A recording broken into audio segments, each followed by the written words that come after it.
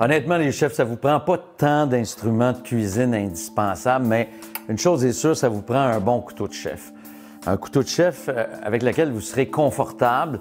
Il y a toutes sortes de prix pour des couteaux de chef, mais il faut calculer au moins en partant 60-70 $ et plus pour un couteau de chef appréciable. L'idée, c'est d'être confortable, donc avoir une bonne poigne.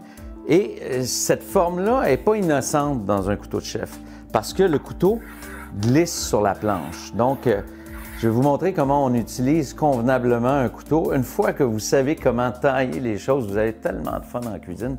Je vous dis, c'est super le fun. Ça, c'est une queue de rat. La queue de rat, ça sert simplement à entretenir le couteau. Donc, on glisse le couteau et il y a plusieurs techniques. L'idée, c'est toujours de glisser le couteau pour que la lame soit à peu près à 20 degrés sur la queue de rat.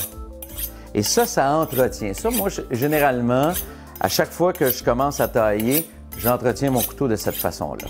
Une fois ou deux fois par année, vous allez porter le couteau chez Docteur Couteau et vous l'affile avec une pierre.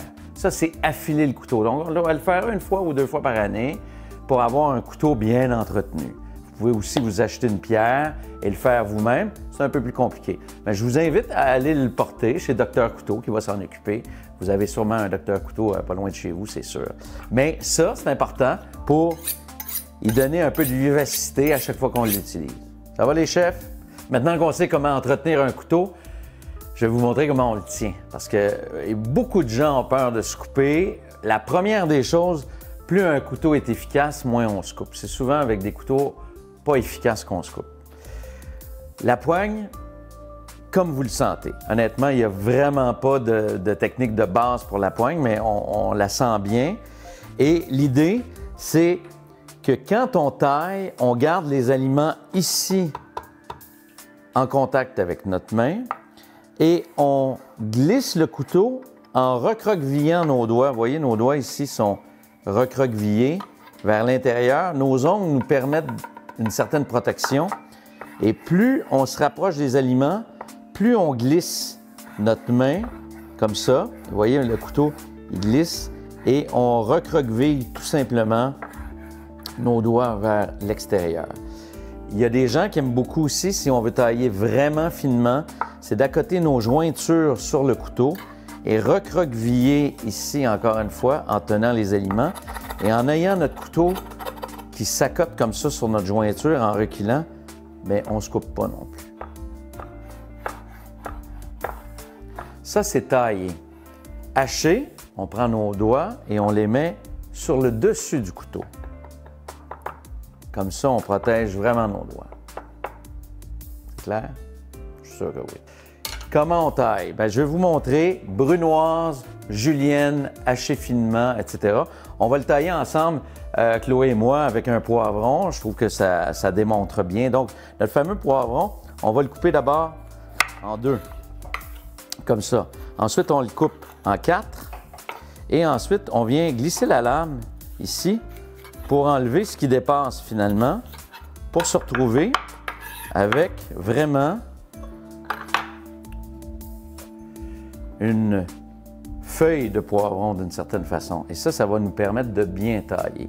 Donc, si on taille en julienne, les juliennes, c'est quoi?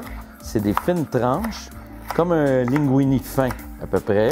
Donc, vous remarquez, je glisse mon couteau vers l'avant et je taille. Et ce qui est important, c'est comme si on voulait briser la planche. Parce que souvent, les gens, ce qu'ils font, c'est qu'ils ne se rendent pas à la planche. On veut, je sais pas, briser le couteau, briser la planche.